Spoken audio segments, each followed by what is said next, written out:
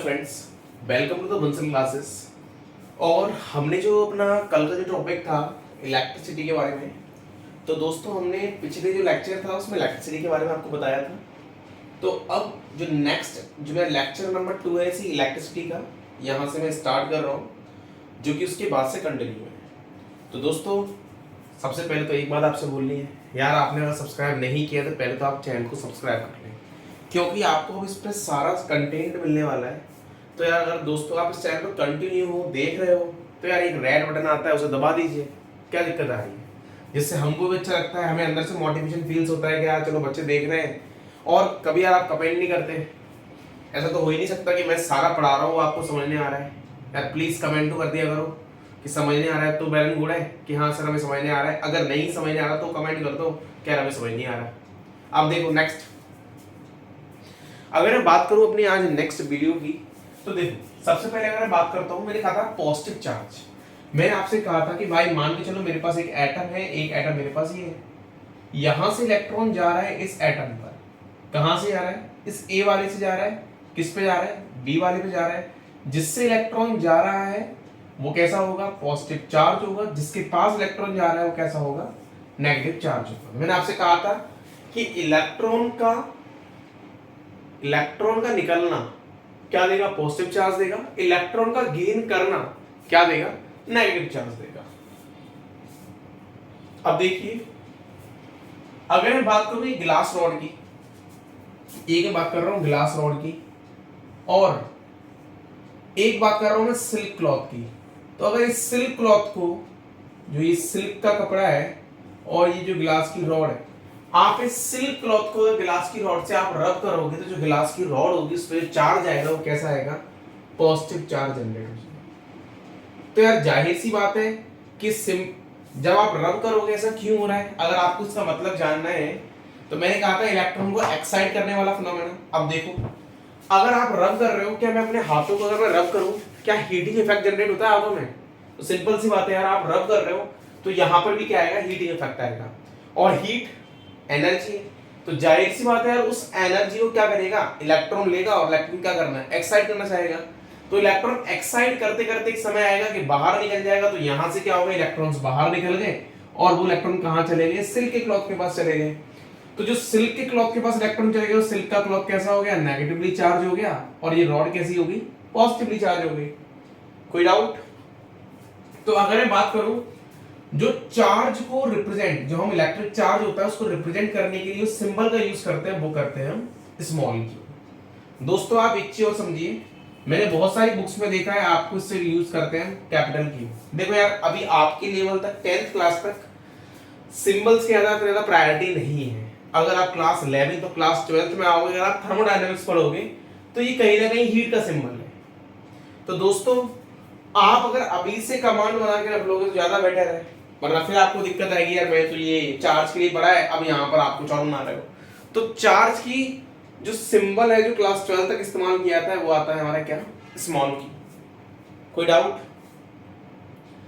अब देखते हैं कि भाई Q इसका सिंबल हो गया, और इसकी जो SI यूनिट होती है इलेक्ट्रिक चार्ज की वो क्या होती है? कूलाम्ब होती है। कूलाम्ब एक साइंटिस्ट थे, उनके नाम के ऊपर इसकी SI यूनिट को रख दिया गया है। अब अपना नेक्स्ट टॉपिक है, पहले तो नेक्स्ट टॉपिक स्टार्ट करने से पहले मैं आपसे एक चीज पूछना चाह रहा हूँ कि आप मुझे ये बताइए, जितना मैंने आज आपको पढ़ाया है और पिछले वाले लेक्चर में जो पढ़ाया है, क्या वो आपको प्रॉपर क्लियर है?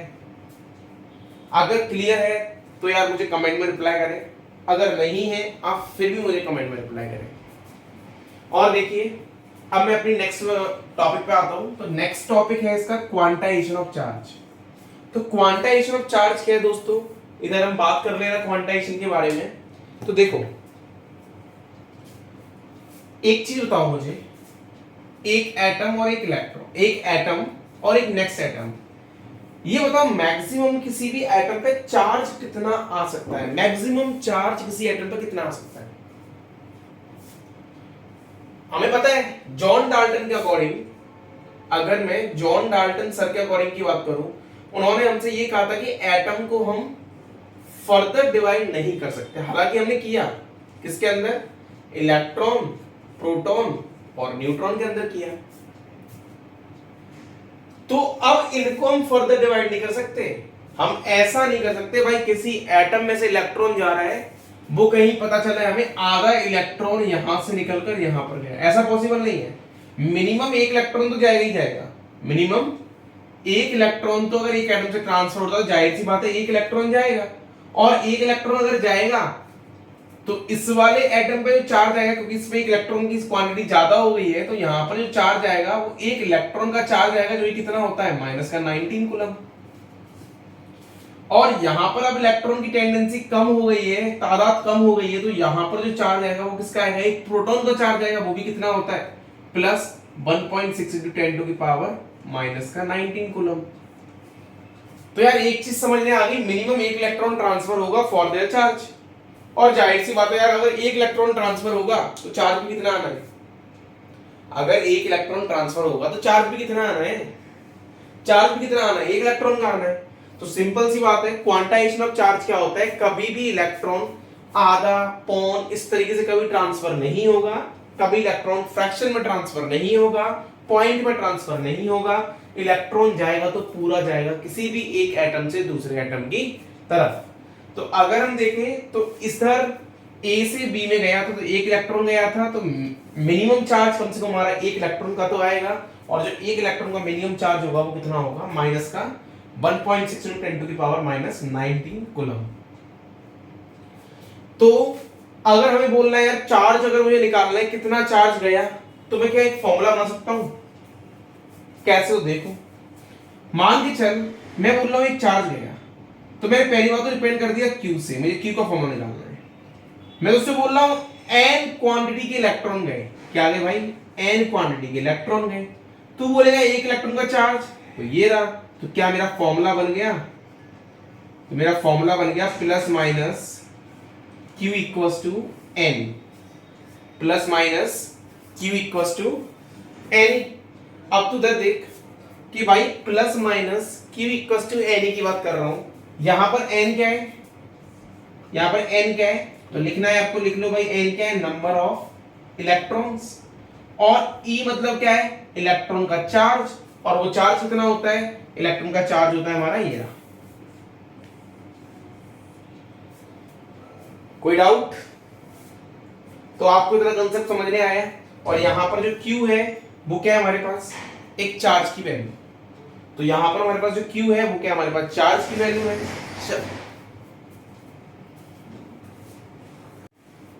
तो दोस्तों हमारे पास यहां पर Q क्या है, चार्ज है, और N क्या है, नंबर ऑफ इलेक्ट्रॉन्स है, E मतलब क्या है, इलेक्ट्रॉन का चार्ज है, जो कि ये वैल्यू होती है। चार्ज की ऐसा यूनिट आपने जान ली है, क्या है चार्ज की ऐसा यूनिट, कूलम। तो अब हम इसके कुछ न्यूमेरिकल्स पार्ट पे आ रहे हैं, तो हम यहाँ पर एक न्यूमेरिकल सॉल्व करेंगे। अभी आपको इतना समझ में आया, अभी हमारे पास एक फॉर्मूला आया है, वो फॉर्मूला कौन सा है, Q equals two plus minus NE। हमारे पास अभी सिंगल फॉर्मूला ये आया है, आप इसे स्टार मार्क लगा लें। कोई डाउट दोस्तों, जल्दी से स्क्रीनशॉट लें इसका, अगर आप नोट्स बना रहे हो तो नोट्स बनाइए, और आपको अगर कोई भी और डाउट हो तो आप मुझे जरूर कमेंट बॉक्स में रिप्लाई करें यार। अब फ्रेंड्स न्यूमेरिकल वाले पार्ट पे आने से पहले हम जरा इस प्रॉपर्टी ऑफ चार्जेस को समझ लेते हैं। छोटा सा टॉपिक है, और ये टॉपिक हमें क्या बता रहा है, तो एक बार हम ये समझ लेते हैं। मैंने कहा था दोस्तों आपके पास कि दो तरीके के चार्जेस प्रेजेंट होते हैं, एक पॉजिटिव होगा आपके पास, एक क्या होगा नेगेटिव होगा। तो अगर दोनों चार्जेस अगर पॉजिटिव होंगे तो जाहिर सी बात है पॉजिटिव पॉजिटिव चार्ज क्या करेंगे, रिपेल करेंगे, मतलब दूर दूर भागेंगे एक दूसरे से। नेगेटिव नेगेटिव चार्ज भी क्या करेंगे, रिपेल करेंगे। तो लाइक चार्जेस क्या करते हैं, रिपेल करते हैं, और अनलाइक चार्जेस आपस में क्या होते हैं, अट्रैक्ट होते हैं। अनलाइक चार्ज मतलब क्या हुआ, एक पॉजिटिव हो गया और एक नेगेटिव हो गया, ये क्या करेगा, इन दोनों की तरफ खिंचते हुए आएंगे, मतलब अट्रैक्ट करेंगे। अगर हम बात करें चार्जेस की, तो चार्ज एक कैसी क्वांटिटी है, स्केलर क्वांटिटी। स्केलर मतलब होता है इसके पास क्या होता है, ओनली इसके पास क्या होता है, ओनली मैग्नीट्यूड होता है, बट इसके पास क्या नहीं होता, यहां पर मैग्नीट्यूड तो होता है बट इसके पास क्या नहीं होता, डायरेक्शन नहीं होती, इसलिए ये कैसी क्वांटिटी बनी है, स्केलर क्वांटिटी। मतलब सिर्फ इसके पास कुछ वैल्यूज प्रेजेंट होंगी, ऐसा कुछ नहीं बोलेंगे कि हम हाँ कि 5 कूलम चार्ज है नॉट डायरेक्शन में, ऐसा हम डायरेक्शन को यहाँ पर कोई रिप्रेजेंटेशन नहीं करेंगे।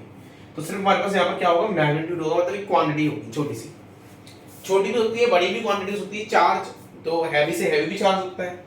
हाँ,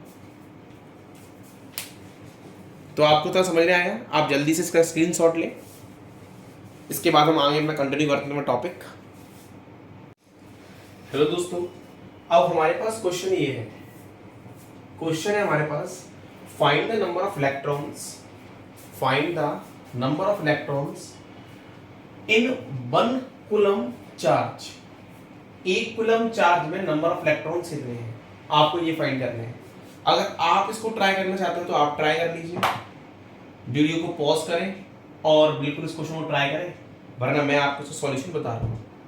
तो अब अगर आपको इसका सॉल्यूशन देखना है तो फ्रेंड्स देखिए, इसके हम सॉल्यूशन की बात कर लेते हैं।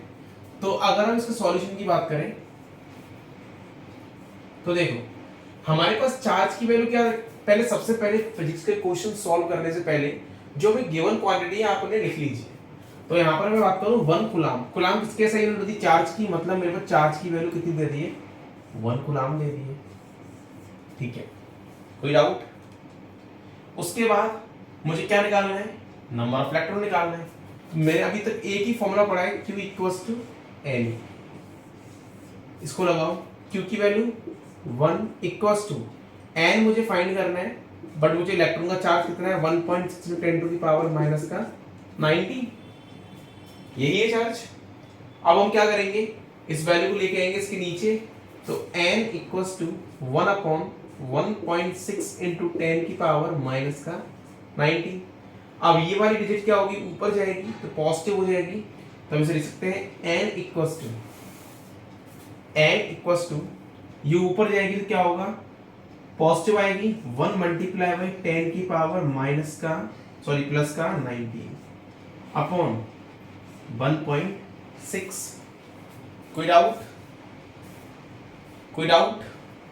तो अगर आप इसे सॉल्व करोगे तो इसकी वैल्यू हम इसे ये भी तो लिख सकते हैं 10 मल्टीप्लाई 10 की पावर 18 अपॉन 1.6।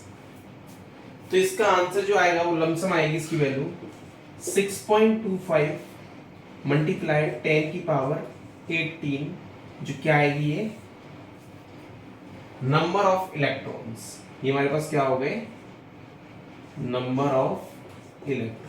और इलेक्ट्रॉन नंबर है तो इसकी कोई क्वांटिटी नहीं होगी, तो आंसर हमारे पास ये होगा। तो दोस्तों आपको समझ में आया ये क्वेश्चन? अगर नहीं आया हो तो भाई मुझे बिल्कुल कमेंट में रिप्लाई करके दें।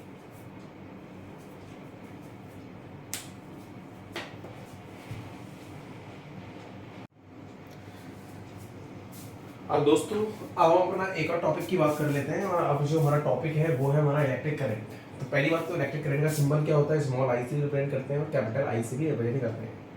अगर मैं बात करूँ इस इलेक्ट्रिक करंट की, तो यार देख इलेक्ट्रिक करंट की जो डेफिनेशन आएगा वो क्या होगा, मान के चल मेरे पास कोई कंडक्टर है और इस कंडक्टर में मुझे क्या करना है, इस करंट को बनाना है। तो मैं करंट कैसे बनाऊंगा, जो मेरे पास चार्ज है, जो तेरे पास इलेक्ट्रिक चार्ज है,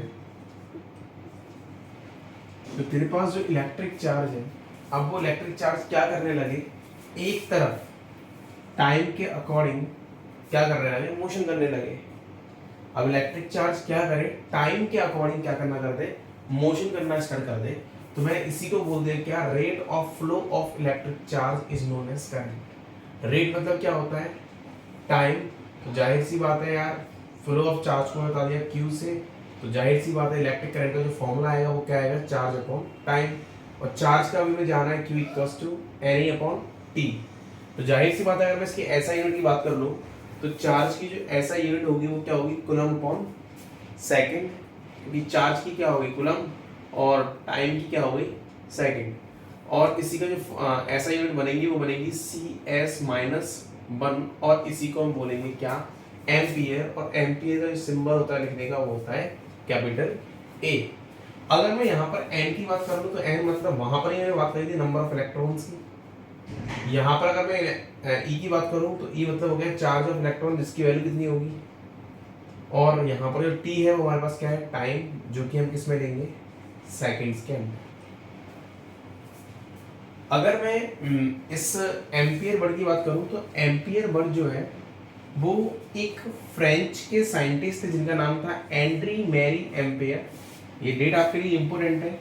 1775 से लेके 1836 तक इन्होंने वर्क किया था और इन्होंने ही इस करंट की यूनिट को डिस्क्राइब किया। तो इनके ही नाम पर, एम्पियर सर के नाम पर इसको रख दिया गया और इसका सिंबल जो है वो ए बना दिया गया। अगर मैं बात करूं इलेक्ट्रिक चार्ज की, तो चार्ज मेरा कैसी क्वांटिटी थी, स्केलर क्वांटिटी। टाइम मेरे पास कैसी क्वांटिटी, स्केलर क्वांटिटी। तो फॉर्मूला आता है Q अपॉन T। तो I भी क्या होगी, scalar upon scalar should be scalar quantity.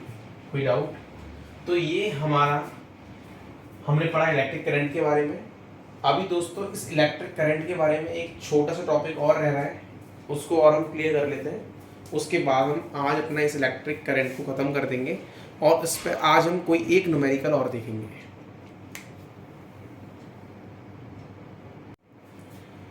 अब दोस्तों हम बात कर लेते हैं 1 एम्पियर के बारे में। आपने फॉर्मूला देख लिया है। फॉर्मूला क्या है हमारे पास, I equals to Q upon T। ये हमारे पास फॉर्मूला आया है इलेक्ट्रिक करंट का। तो हम इसे यहाँ पर हमने एक और डिफाइन किया था कि भाई Q को हम लिख सकते हैं N अपॉन T। हम नया फॉर्मूला ये भी कह सकते हैं, किसका, ये भी हमारा I का ही फॉर्मूला है। ठीक है, तो अब देखो दोस्तों, अगर मैं बात करता हूँ 1 एम्पियर की, तो 1 एम्पियर आपको डिफाइन करना है, मतलब इसका आंसर आपको 1 लेकर आना है। आप कैसे लेकर आओगे 1? तो जाहिर सी बात है, आप क्या करो, चार्ज को 1 मान लो और हम ऐसा करते हैं टाइम को भी 1 सेकंड मान लेते हैं। तो हम बोल देते हैं कि भाई अगर हम 1 कूलम चार्ज को 1 सेकंड के लिए फ्लो कराते हैं तो हम इसको क्या बोलेंगे, आई जो आएगा हमारे पास कितना आएगा, 1 एम्पियर आएगा। बताओ कोई डाउट? नहीं नहीं नहीं नहीं नहीं नहीं नहीं सर, हम ऐसा भी तो कर सकते हैं, ये तो आपने गलत बोला है। जरूरी तो ही ना कि हम 1 लें। अगर हम, हाँ बिल्कुल, आप बिल्कुल सही सोच रहे हो, आपका बिल्कुल सोचना सही है कि हम आई को हम ये भी कह सकते हैं कि चार्ज की जो वैल्यू है वो 1 ना होकर 2 कूलम हो और आप 2 सेकंड तक फ्लो कराओ। तो अगर आप 2 से 2 काटोगे फिर भी क्या आएगा, 1 आएगा। पर दोस्तों कुछ स्कूल के टीचर्स जो होते हैं ना, वो इसको नहीं एक्सेप्ट करते, वो रटी रटाई डेफिनेशन को एक्सेप्ट करते हैं। आप यहाँ पर लेने के लिए 1000 अपॉन 1000 भी ले सकते हो, 1 ही आंसर आएगा और आपका आंसर सही है। पर बुकों में डेफिनेशन जो दे रखी है वो दे रखी है क्या, कि भाई अगर हम रटी हुई डेफिनेशन की बात करें तो बुकों में डेफिनेशन ये दे रखी है। तो ये क्या है हमारे पास, when a 1 coulomb of charge is flowing through any cross section of a conductor in 1 second, then the electric current is flowing through it is to be 1 ampere। तो इसके व्याप पर अगर आप देखोगे तो यार जो 1 एम्पियर है, अगर आप इस डेफिनेशन के व्याप से अगर आप देखोगे तो जो 1 एम्पियर की अगर मैं बात करूं तो उसने सिर्फ ओनली किसके साथ समझाया है कि आपने 1 कूलम आपका चार्ज है जो 1 सेकंड तक फ्लो कर रहा है, उससे आपकी कितनी बन रही है, 1 एम्पियर बन रही है। तो आप ऐसा बोल सकते हो कि भाई 2 कूलम, पर टीचर्स नहीं एक्सेप्ट करेंगे इस चीज को। इसलिए मैं आपको बोल रहा हूं, अगर आप स्कूल में लिखना चाह रहे हो तो आप इसी फॉर्म को लिखोगे। अब मैं बात करता हूं कि 1 एम्पियर जो होता है उसके हमने लिख दिया है सिंपलेस्ट में कि 1 कूलम अपॉन 1 सेकंड। तो मैं लिख दिया 1 कूलम अपॉन 1 सेकंड। अब इसके बाद कुछ थोड़े इंपॉर्टेंट टॉपिक हैं। एक छोटा सा इंपॉर्टेंट है जो न्यूमेरिकल पर्पस से यूज होगा, और वो अगर मैं देखूं न्यूमेरिकल पर्पस से क्या यूज होगा, तो वो देखो आप,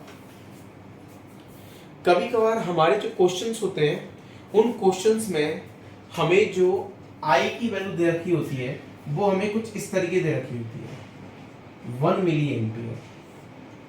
अगर मैं इसे लिखूं तो पहली बात इसका मतलब होता है क्या, मिली एम्पियर। अब 1 मिली एम्पियर में कितने एम्पियर्स होते हैं, तो भाई अगर हम इसे देखें तो यहाँ पर हमारा जो आंसर आएगा वो हमारा कितना आएगा, यहाँ पर आंसर 10 की पावर -3 एम्पियर। कभी कभार हमें क्वेश्चन में ये भी दे रखा होता है 1 माइक्रो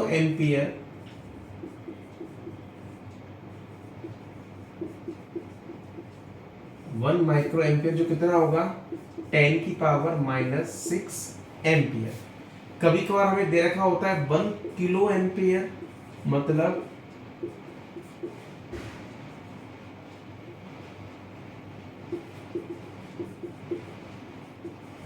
जिसको हम क्या बोलेंगे, 10 की पावर 3 एम्पियर। कभी कभार हमें दे रखा होता है 1 मेगा एम्पियर,